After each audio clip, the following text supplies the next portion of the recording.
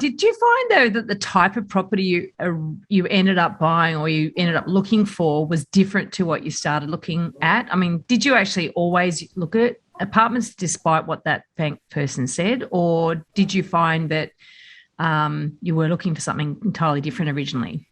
There'd been enough bad press about new buildings that I very quickly ruled out anything less than 20 years old, 20 or 30 years old.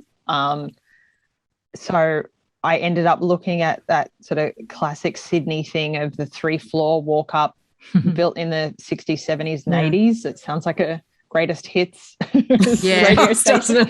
But yeah, I looked at those properties, and I also only compared those properties because in the area I was looking at there, and I guess it's typical of many Sydney areas, there are lots of those newer ones that all kind of look the same. Cookie cutter, I've heard you refer to on the show, and in the course, there's lots of those, and they just tend to be a different price point, different kind of asset. I did occasionally look at them, and every time I was like, I really hate these. So yeah, once I'd kind of landed on older building, the area and the size, I kind of stuck to that, and there was enough to compare and contrast within that bracket. So how did you ultimately, how did you know that you'd found the one when you found the one? Yeah. So I had boxes that you have your wish list and then what you're willing to compromise on. And the thing I found with most what I was looking at, they just weren't ticking most of the fundamental boxes by my standard. And every now and then I'm like, am I being too fussy? No, I don't think I am. But it was things like what I wanted was top floor, north facing balcony, lots of natural light, two bedroom, decent floor plan, internal laundry preferably, lock up garage preferably. Like those were the things I was looking for.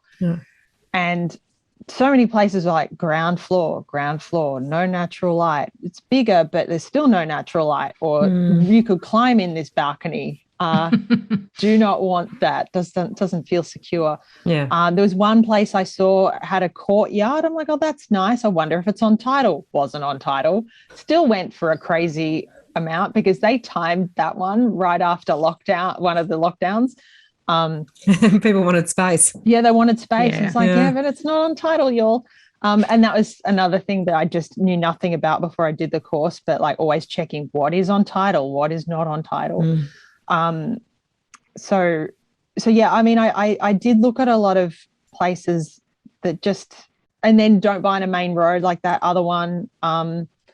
So there'd be ones that would be top floor, but on a main road, or, north facing, but second floor, or there's always that. And I'm like, those are the things I'm not really willing to compromise on.